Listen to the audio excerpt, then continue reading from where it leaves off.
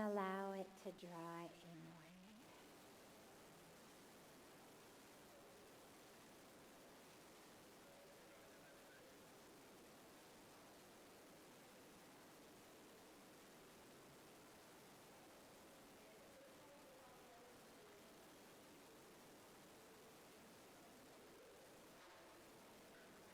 Allow the awareness to anchor itself in your breath. Don't try to change the breath. We're not working with the breath. But just allow it to be an anchor, a magnet for the awareness.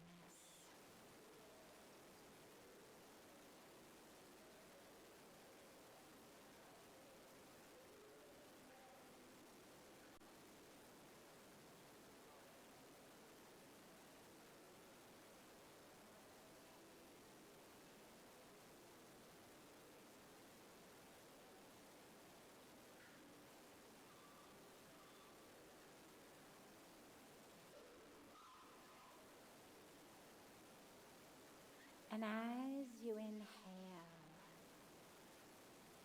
feel the flowing waters of Mother Ganga flowing into you.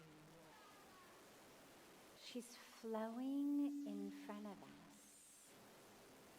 But can you feel her flow inside of you? That presence of the Mother Goddess.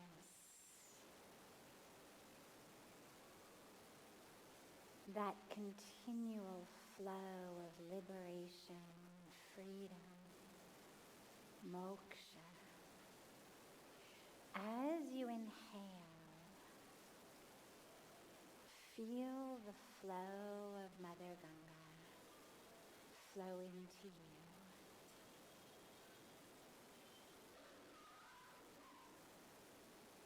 And feel it flow in and through all of your being, touching every cell,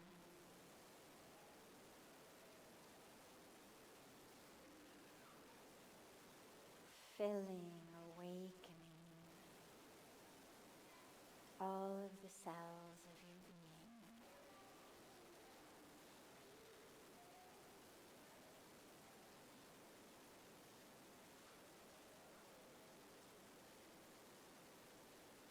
And Mother Ganga is the bringer of liberation. So as she flows through you, feel her flowing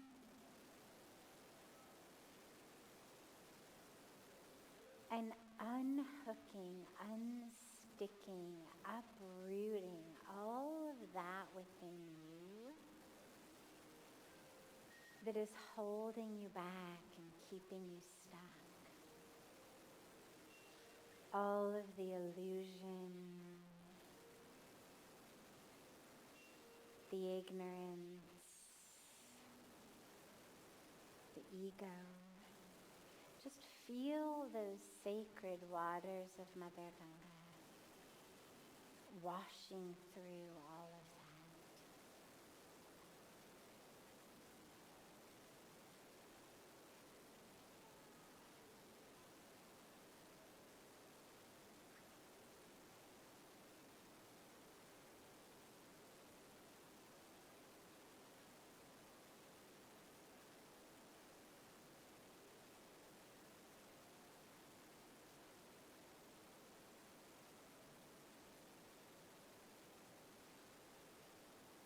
And as you exhale,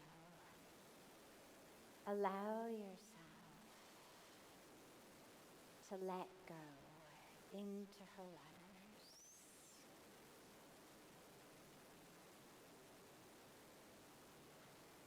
Letting go of that which is keeping you stuck.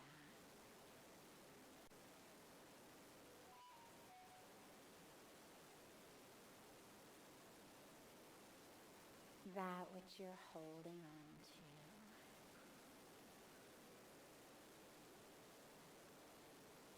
Feeling her flow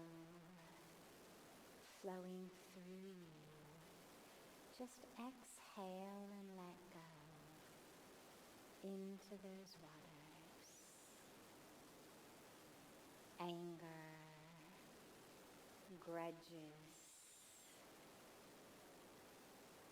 pain, jealousies, resentment, judgment, all of that. Just exhale and let it go. Give it to Ma Ganga. And allow her to carry it out to Ganga Sagar and out to the sea.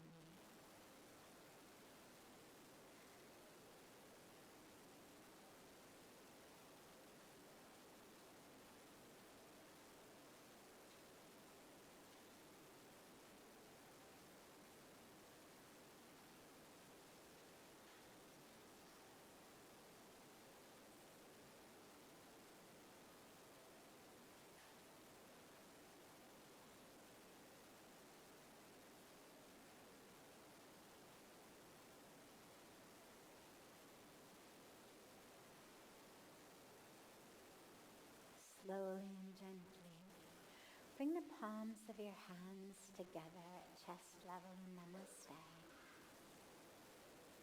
And gently rub the palms of your hands against each other.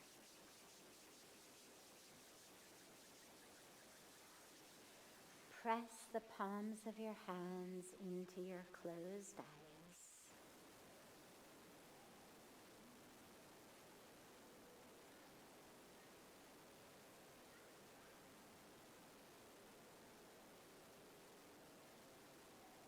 And slowly lower your hands and open your eyes.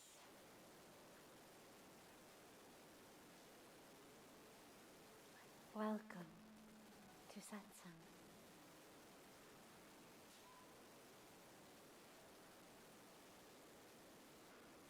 Sorry I wasn't there to join everybody in the sacred Ganga Arti this evening. I was out and just got back, but I hope that everyone had a glorious experience in the Arti. Starting as we always do with a question that's come in from our family joining us online through this beautiful gift of technology. And then we'll open it up to any questions that anyone here has. There's a microphone, so just feel free to share your name and where you're from and your question.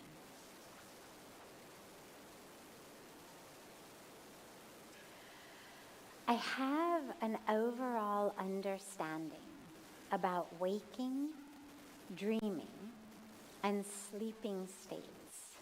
Could you please shed some light upon the fourth state, turiya? Okay. So one of the things that I love about Vedic philosophy is that even when you get into really kind of depth of philosophy, which this is, and we'll go there, that it actually is all guided to help us live our lives. That it's not philosophy for philosophy's sake. It's not philosophy for being a professor of philosophy or philosophy for winning a debate on philosophy. But it's philosophy for living our lives in truth and peace, for coming back to the truth of who we are. So, first of all, you should know, though, that there are entire courses, long courses, on the four states, and especially on turiya. I'm going to try to give it to you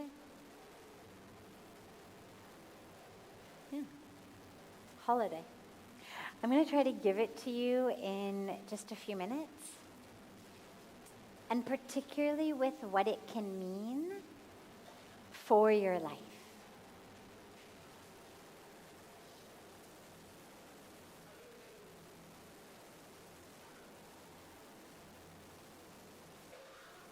See where the drums go.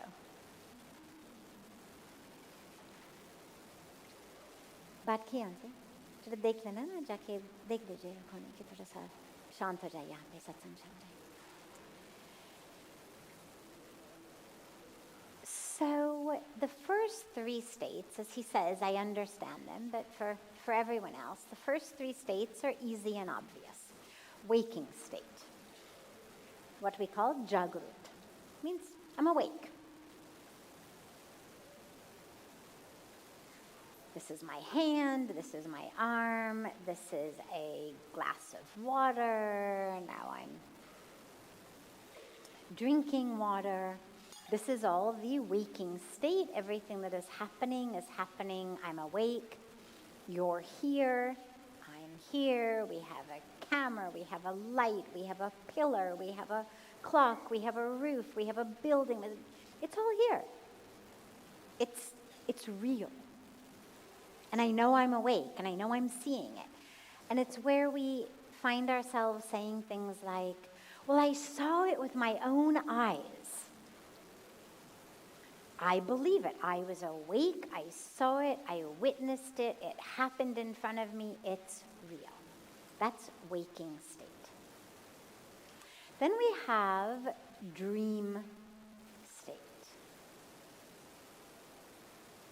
Those of you who have studied anything about sleep know that there's basically three phases of sleep.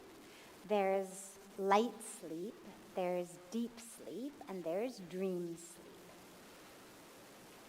Dream sleep is the REM sleep, rapid eye movement sleep. Deep sleep is the most restorative. No dreams, but it's actually when our body, on all of the physical, neurological levels, heals. And light sleep is hopefully on its way to deep sleep. It's like it's good that you got some sleep, but you haven't benefited from either the depths of restorative sleep or from dream sleep. Okay, so waking we get. Dream sleep, what we call swapna.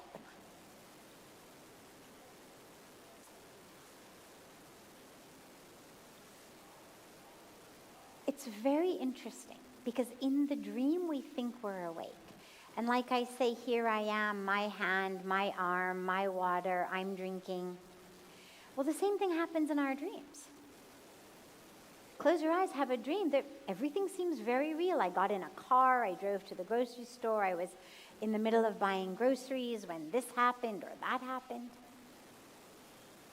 You dream, you go to the airport, you get on an airplane, you fly to Paris, you have a chocolate croissant for breakfast. I mean, it's all so real. And yet, when we wake up, we say, oh, that was just a dream. Two different states. They both seem real, but they're different states. Then we have the deep sleep state, what we call sushupti. That's a state in which there is no dreams.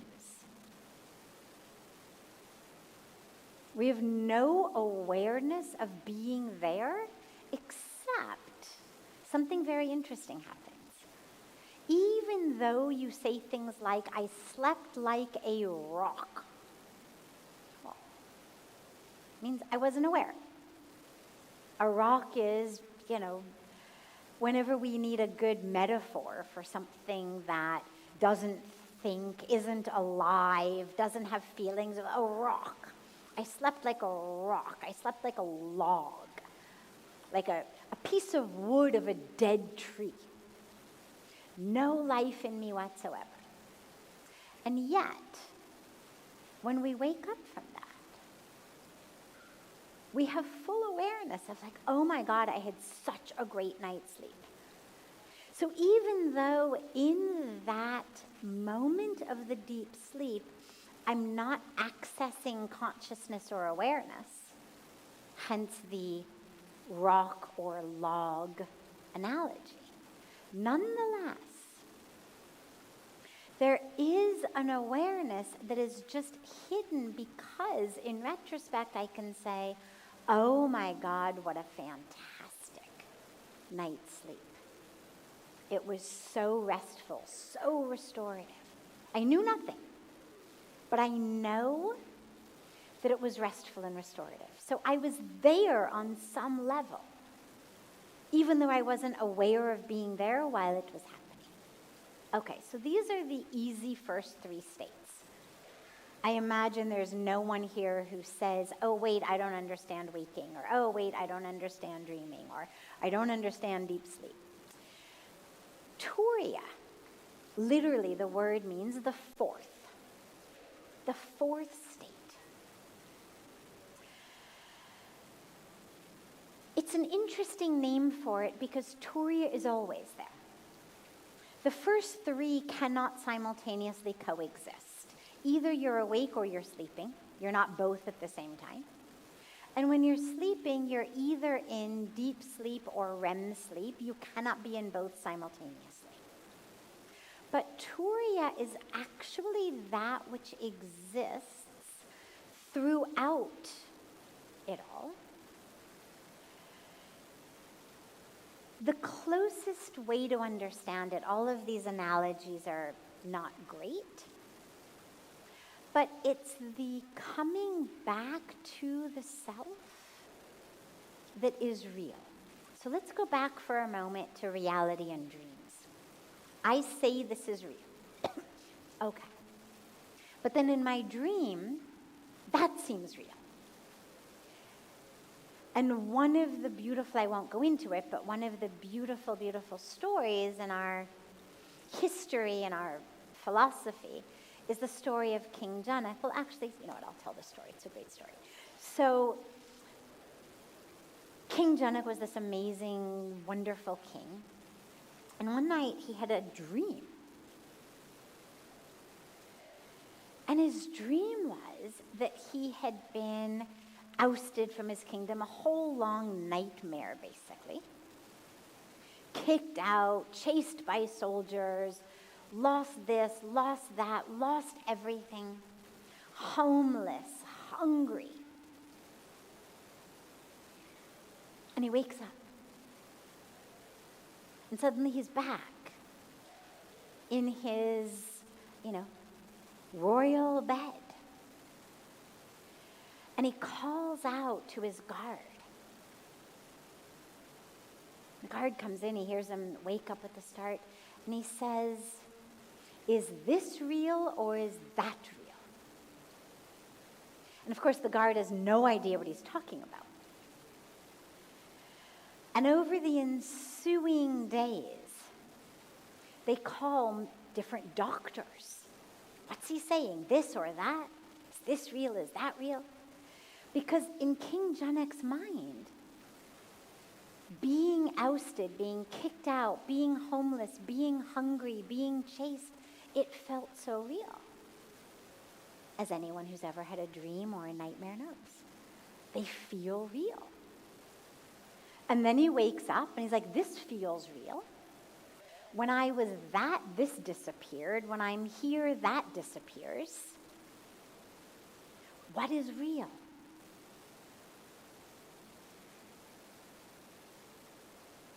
Finally, in a beautiful royal courtyard where they've called all of the greatest and wisest sages and philosophers, that somebody should help this king understand what's he even asking? Like nobody even understood the question. Because all he can say is this real or that real, this real or that real? And nobody understands. And a beautiful being, Ashtavakra, comes in. Beautiful not physically, he's actually physically broken in 8 different places, hence the name.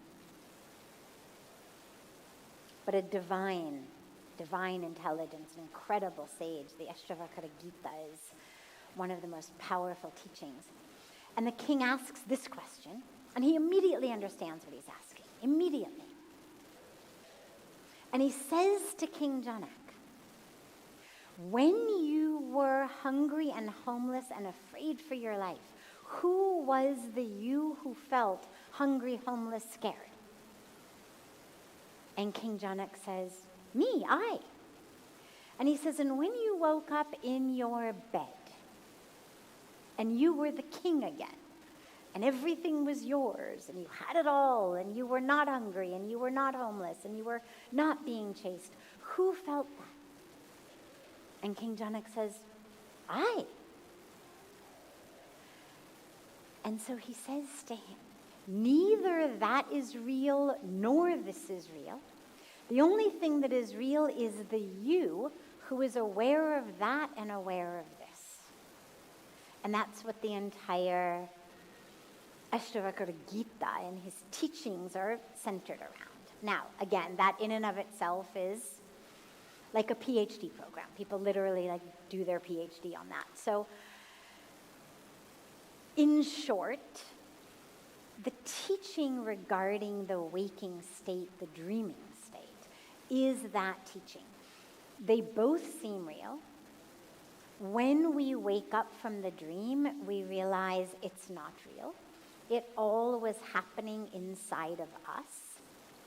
And when we wake up from this, when we become enlightened, awakened, liberated, whatever word we use for that self-realization, that God realization.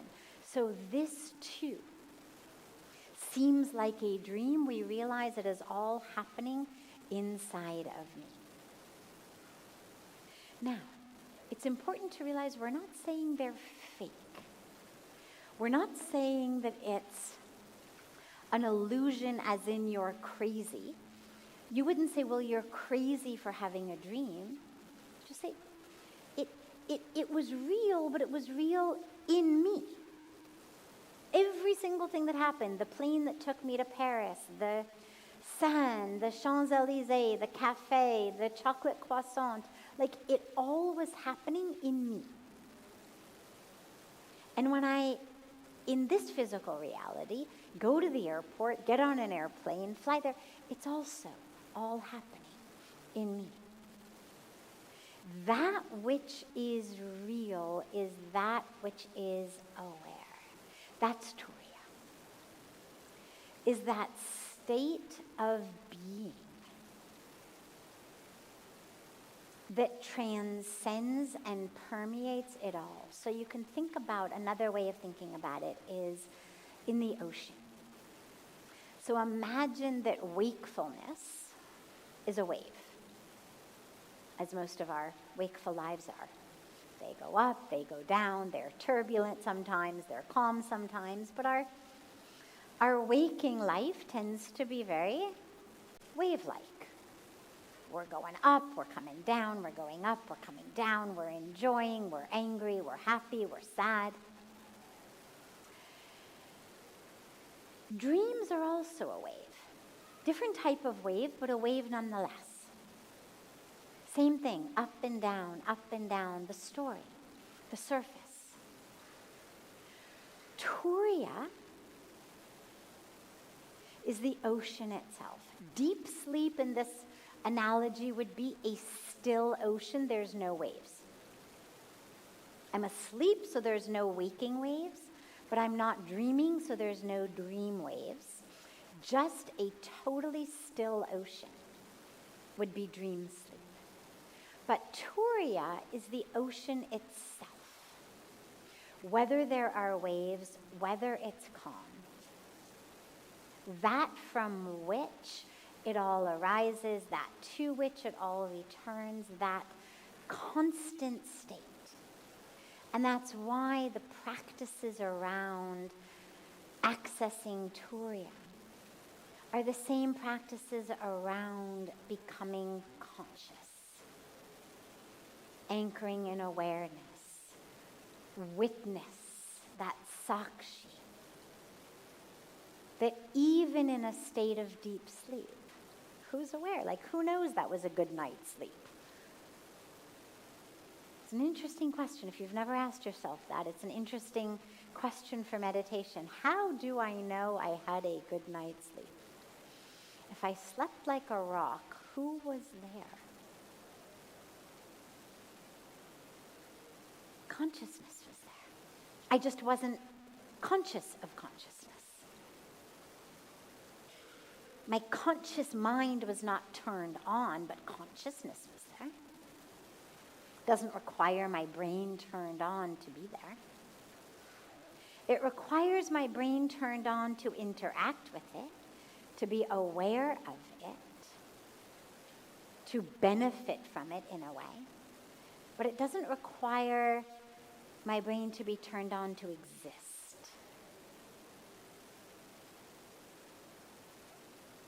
The other way we know that is that it exists even when we leave our bodies. That from life to life, when we speak about soul, spirit, consciousness, that which is not born does not die. So that fourth state is the ocean itself. And it's a beautiful meditation and a beautiful practice as we live to be in the state of, I am the one who's conscious. That state of awareness, the state of subject rather than object. I am the one who is aware rather than I am the object of which I'm aware. Most of us live as the object. I'm angry. Well, that's an object of awareness. There's a part of me that is aware that anger is happening, but I'm identifying as the anger itself. I am angry. I am fat. I am thin. I am tall. I am short. I am rich. I'm poor. I'm old. I'm young. I'm identifying as the object. But spirituality gives us that teaching, that encouragement. No, you're not the object, because see, the object keeps changing. First it was young and thin, then it became old and fat, or vice versa. First it's angry, then it's happy, then it's angry again, then it's happy again. But you are constant, like King Janak was told. You're hungry and homeless. You're rich and powerful. That keeps changing. But you who is aware is what's real. So that's turiya. That's the fourth state. But again, just lastly, for anyone who just walked in, it's important to remember turiya is always there. I'm awake and I can access turiya. I can't access REM sleep right now. I'd have to lie down and go to sleep.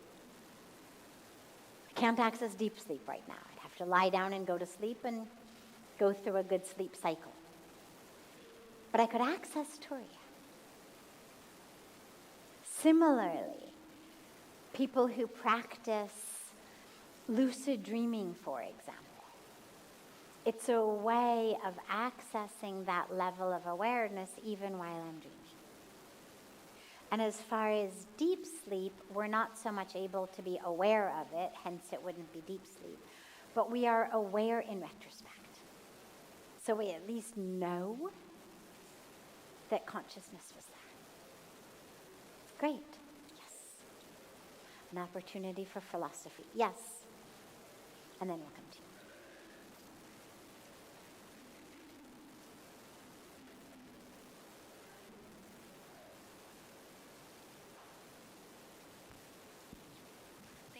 Of course. I'm Maria. I'm from Argentina. Thank you for your time.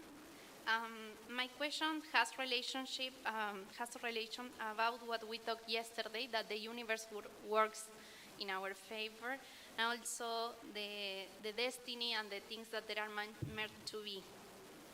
Then I've been trying to start my own business for 3 years now.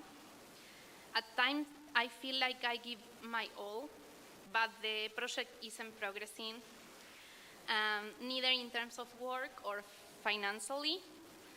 Then I know this question applies in everything on life, in relationships and boundaries and more, but I would really like to know if I just keep trying, or if it's my ego telling me, yeah, you can do it, keep going, or maybe God has another divine plan for me. Then, yeah, my question is, at what point? Thank you. Yeah, great question. And it would be so nice if there were some equation, right? Plug in the number of years you've been at it.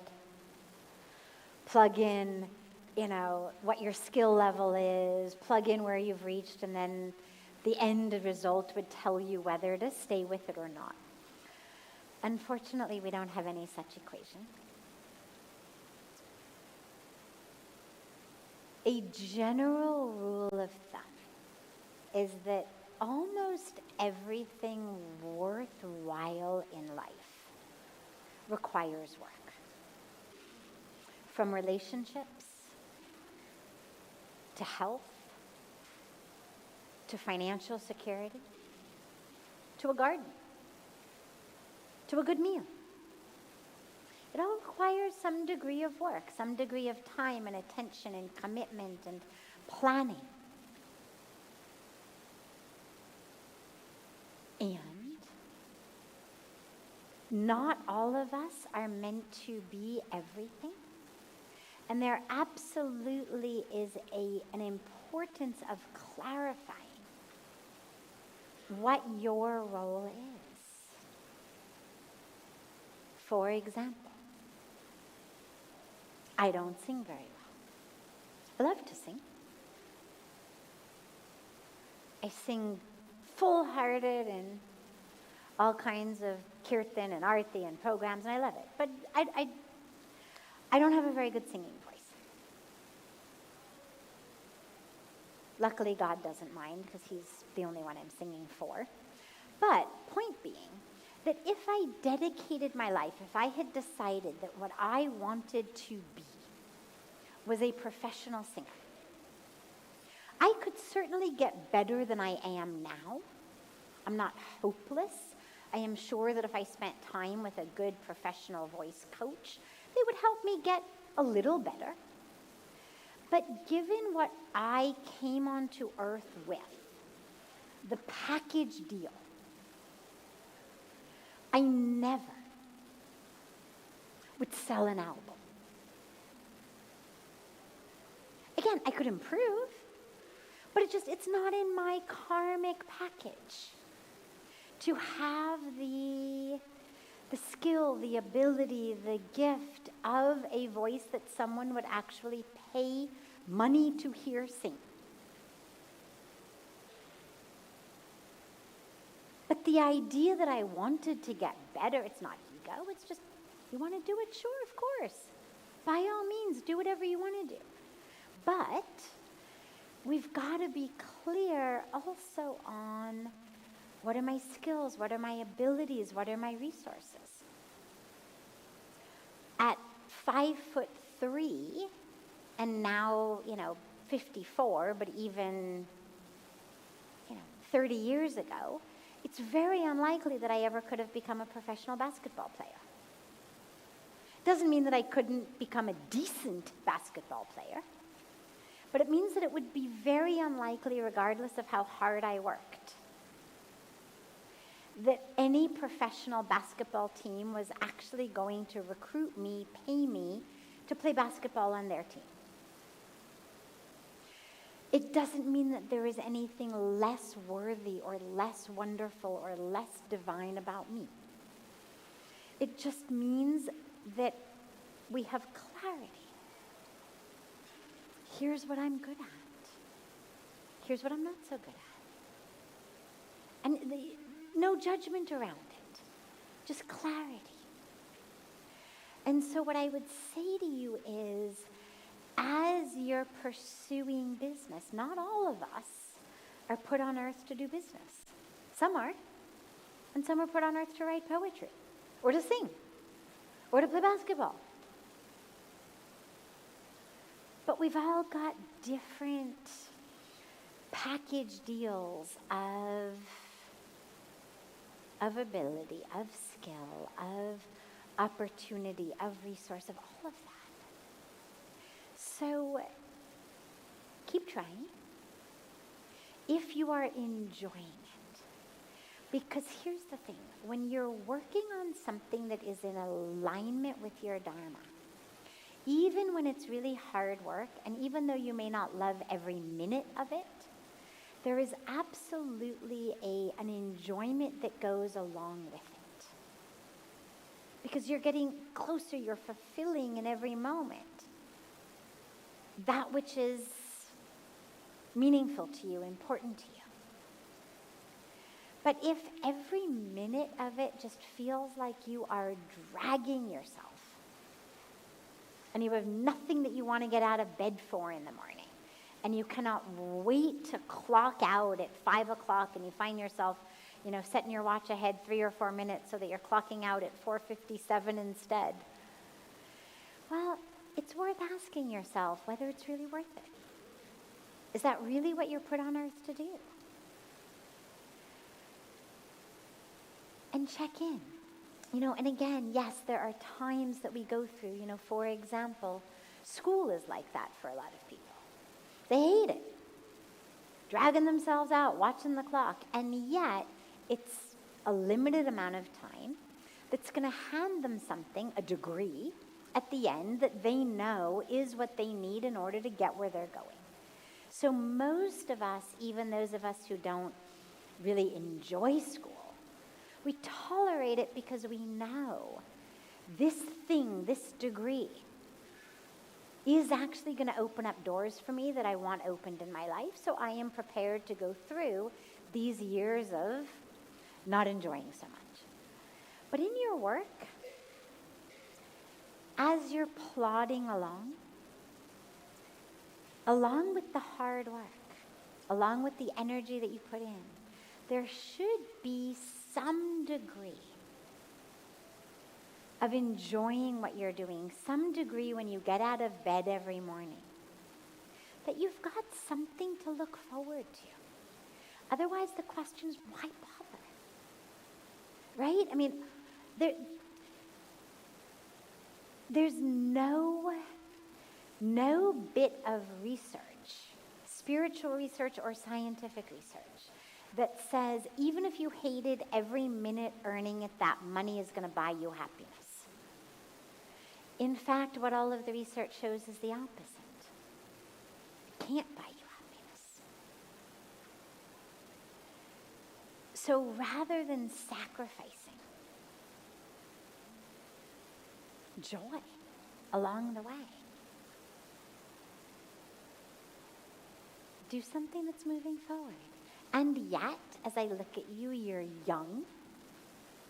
Lots and lots of people in business spend many years not succeeding until they succeed.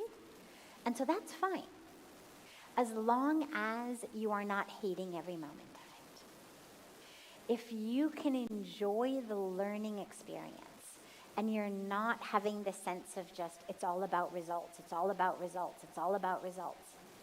If you can enjoy the process, enjoy the strategy, enjoy the creativity every day, try to get yourself into flow so that whatever is meant to happen in this business flows through you. Then yeah, keep working at it. Absolutely. But if you're doing it because someone told you that you should do business, or because it seemed like the practical thing to do, because, hey, I got to earn money, might as well do business, and you're hating it, and you're not succeeding, and it's been years, you may want to think about something else. Yeah. Great. Yes. And then you, sorry. Yes, and then you, sorry.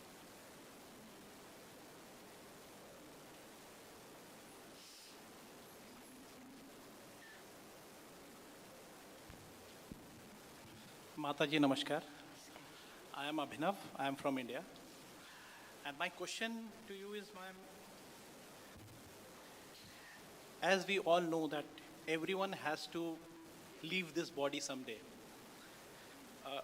here I want to understand as how can someone detach himself from the emotional or social bonding, especially from family, or if I put it another way, how can we overcome the fear of losing our loved ones, especially parents, Okay. or I would say especially mom? Yeah. So, the only way to overcome the fear of losing a loved one, especially a parent, as you say, the only way to overcome it is to know for absolute certainty that it's going to happen. It's going to happen. It's like fearing the sunrise. It's going to happen. I know it's going to happen. I can lock myself in my room. I can put the pillow over my head. I can put on an eye mask and absolutely refuse to see it, to ever go outside, to ever open my blinds. But that doesn't stop the sun from rising. Fearing the death of our loved ones is literally like fearing the rising sun. It is going to happen. Non-negotiable. Guaranteed. Because the only way that it doesn't happen is if you die first. There isn't a third option. Either you lose them or they lose you. And I am sure that the last thing you want for your parents is for them to deal with the suffering of losing you. Which means you are going to have to deal with the suffering of losing them. By God's grace, it won't be soon. But it's always too soon. It's always too soon. You know, I have a good friend whose mother is 95, 96. Has been healthy her entire life, just diagnosed with cancer. And they're actually thinking of putting her through chemo. And we're like, really? Really? I mean, you're going to take a 95-year-old woman who's lived a beautiful, healthy life, and you're going to stick her through this intense, she's got like stage 4 cancer. So it's not like a light course of, 2 or 3 chemos that she'll be fine. It's a heavy, heavy duty, awful course of chemo. And the doctors have said if she doesn't do it, she has another, year or 2 max. But they're so attached to her having more that they're prepared to put her through this suffering. And I've been trying to help them understand, you know what? 95 itself is a blessing, and you may get another year or 2. Like, she could be 97. Isn't that great? Wouldn't you rather her go at 97, having lived a healthy, strong life, than go at maybe 98, having lived the last 3 years, vomiting, nauseous, sick, in pain, or hair falling out? I mean, really, you want to do that to her? To get another 8 months, 12 months, maybe? If she were 9, then you think, all right, well, maybe getting her the extra year is going to buy enough time that we find a cure. Or we find some other option, or it's just a matter of getting her over the hump. But I share the story because it's never enough. It's always too soon. You never hear anyone say, yeah, it was enough. Yeah, it's good they're gone. They lived plenty. And it's beautiful. It's beautiful to love so much that even after 95 years, we're like, no, don't go. Like, we want more. It's wonderful. And yet, we all have to go. And that means your parents have to go. And the best way to prepare yourself for it, quite literally, is to know it's going to happen. Doesn't mean be morbid, but it means just be aware. Just be aware. And it brings you into a great gratitude in every moment. There's actually a practice in the philosophy of Stoicism that, while I don't subscribe to the fullness of the philosophy on some of the levels, I do love some of it. And one of their beautiful practices is you imagine for 30 seconds, don't go beyond that or you get depressed and miserable, but 30 seconds, imagine that you've lost your loved one. Imagine they're gone. And immediately in you, you start to have that panic, that awful feeling. And then you realize, oh my God, they're still here. And it's one of the quickest and most beautiful ways to actually turn sadness into joy, or indifference into joy, or boredom into joy. Like, it's like a jump start for our hearts again. The same person you were just taking advantage of, suddenly, it's like, oh my God, they're still here. Oh my God, I love you so much. Wow. 30 seconds of imagining that they're not here. And suddenly you're so grateful again. So it's a good practice, because at some point they're not going to be here. With regard to the detachment, what the detachment is about is actually anchoring in something deeper than their physical form. And this is a beautiful practice that you can do. What you love in your mother is not just her body. How old are you? 49. 40. So in 40 years of your life, your mother's body has changed so many times. She went from being presumably a woman in her 20s to presumably a woman in her 60s now. She's gone through so many changes of her body. But you've never stopped loving her. There's been no break. You don't love her more or less based on what's happening with her body.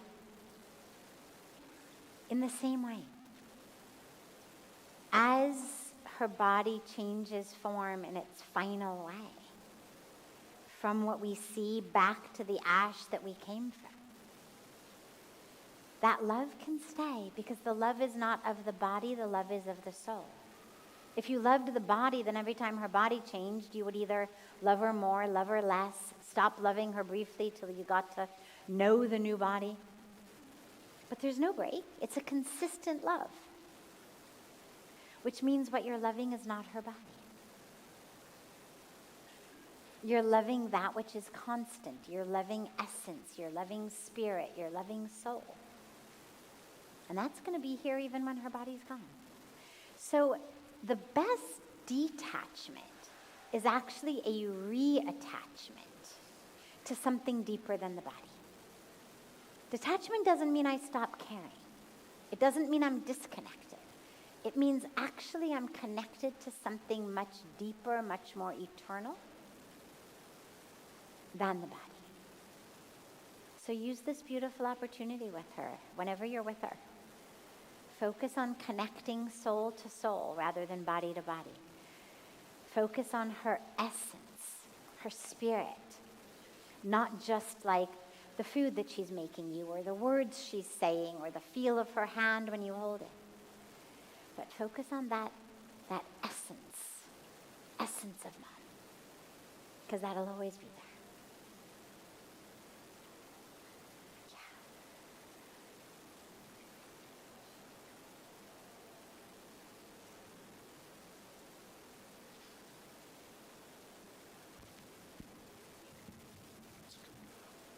Namaste. Namaste. My name is Jairam. I'm from Australia. So I've been finding myself getting quite worked up when I interact with people who have different beliefs compared to mine about spiritual practices or philosophies as compared to the teachings or practices that I've chosen to follow and accept. You know, for example, I have some friends who believe that certain version of the Bhagavad Gita is the only legitimate one, or, you know, in myself, like, you know, from the school of Hatha Yoga that I've learned, you know, they believe that yoga asanas should definitely not be taught with hands-on adjustments, right? So, as compared to people who do. And I've got lots of friends who follow different saints, different gurus, and I follow my own particular, and we all believe that our guru and our deity is the highest and Yes. the best of the best, right? The real deal. So all these things, you know, they're subjective, can't be proven objectively. So I guess it all goes by faith and intuition. So how do I interact with people without feeling like, you know, it's threatening or challenging my sense of faith and intuition in the path that I've chosen to follow? Beautiful. Recognize that each path is exactly right for different people. It's not only a subjective situation, it's actually an individual situation. So for example, you and I could go out for a meal together. And not only might we have different preferences, different subjective ideas about what's good and what's not, but actually if we were examined by an Ayurvedic doctor before we went out to lunch, the Ayurvedic doctor would say to me, here are the things to eat that are actually going to be the most beneficial for your constitution. And the Ayurvedic doctor might say to you, here are the things to eat that are the most beneficial for your constitution. And those two things may be totally different. So, A, we have a subjectiveness. I like my food cooked this way, you like your food cooked that way. And actually, certain types of food, certain ways of preparation are the ways that are going to make my physical body function at the highest, the healthiest, the most aligned. And totally different foods and different ways of preparation are going to make you function at your highest. And that's the same thing with different spiritual traditions, different gurus, different philosophies, different yoga practices. There isn't a right one. The right one is what works for you. We all have different characteristics, different personalities, different karmic packages. We have different challenges. We have different blocks. And for some people, an aspect of the divine in form is going to be much more accessible than accessing a formless, nameless source or cosmic reality.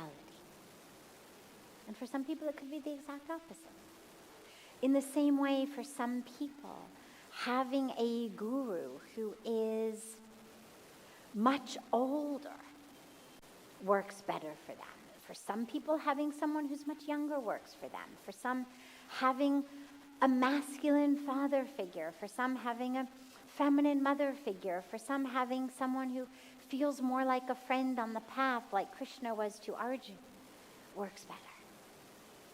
What matters is that they help you get there. That in the presence of that guru, are you able to live in and experience and touch your true light? Because that's what a guru is the one who removes darkness and brings light. And the light that the guru shines is meant to be the light of us on us, right? I always tell people, there isn't, unfortunately, an equation to know who is the right guru for you, but there is a pretty good way to know who isn't the right guru, which is someone who's just so busy shining the light on themselves. Because the light that the guru shines is meant to be the light on us. It's meant to show us who we are. It's not about, hey, look at me. It's, can I help you? Can my light shine in such a way so that you access and see the light of you? That's the point. So, different beings in different bodies, speaking different languages, with different backgrounds of different religions, with different ways of teaching, are going to be exactly the right one. You know, I remember on a much less deep level, but apt, I remember when I was in junior high school, there was this math teacher who everyone hated because she was really, really, really tough and really kind of obnoxious. And for me, math, through my karmic package, math tended to come really easy to me. I was always really good in math, but I was lazy. And I was kind of complacent. And I was a like bare minimum type of student. I liked getting A's, but I was not interested in doing like a lot of work. And whenever I'd ask questions in class, I'd raise my hand and ask a question. And she'd get furious with me. She'd like bawl me out basically. And, you know, or force me to the chalkboard to figure it out for myself. And my ego hated her. And I loved to like talk trash about her with all of my friends who struggled in math and really were traumatized by her. But on a deeper level, even in junior high school, I actually liked her. I never would have admitted it, but I actually did, because she forced me to show up and find the answer in myself, which I actually could do. And as much as I hated standing in that chalkboard alone, it forced me to come up with the answer. And she ended up being like one of my favorite teachers throughout my educational life. Now, for someone who really was struggling in math, she was way too tough, not nearly compassionate enough, had way too high expectations. So somebody who was much more trained in dealing with people for whom math did not come easily would have been a much better teacher for many people in the class, even though she was actually the best teacher for me. Anybody else would have coddled me. And what I needed was not to be coddled, I needed to be challenged. And so in the same way, on a much deeper spiritual level, we've all got different challenges, different issues. Some people's issue was actually math. My issue was laziness. For someone whose issue was math, they needed someone actually able to teach the math. I needed someone prepared to, whip me in my behind and make me stand up and take school seriously. And as we walk on our spiritual path, it's similar. We're gonna have different responses to different beings. But you do just want to make sure you don't want a guru who coddles you. Unless you are ego-free. If you are totally ego-free, then yeah, sure, you can have a guru who coddles you. But otherwise, you want to make sure that you do have a guru who's going to point out your ignorance to you. And you've got to be able to take it. That's the other dilemma with us as disciples. Like, we want to be coddled. But a real guru is going to be the one who actually removes that darkness. So they're going to call you on things. And they're going to force you to see your light, your own light, that truth. And it may be one amazing being for you. It may be a different amazing being for someone else. And isn't that wonderful? If there were only one guru for everyone, nobody would ever get time with their guru. Right? Imagine 8 billion people, one guru. Right? So it's beautiful. It's the same way like we all like different food. Thank God, otherwise you'd never get a seat in a restaurant. So allow yourself to recognize the diversity of not just preference, but the actual diversity of need for our bodies, for our minds, for our souls. Beautiful. Have a beautiful rest of your evening, everyone. A beautiful morning and day to our family joining us from all over the world online. And I look so forward to seeing you all tomorrow. And anyone whose question we didn't get to today, we will start with you tomorrow. Thank you, Pujya Sadhviji. What a beautiful satsang. And for those who may not be here tomorrow and we won't be able to get to your question, please be sure to fill out a form in the back. We have some nice forms you can write your question down and put your email address, and we'll get in touch with you when your question is answered. Also, there are some cards with all the ways you can stay connected to us. And we also have a beautiful podcast, if you haven't seen it yet, called Ask Sadhviji. And it's a combination of meditations and lots of questions that you can download and listen to at your own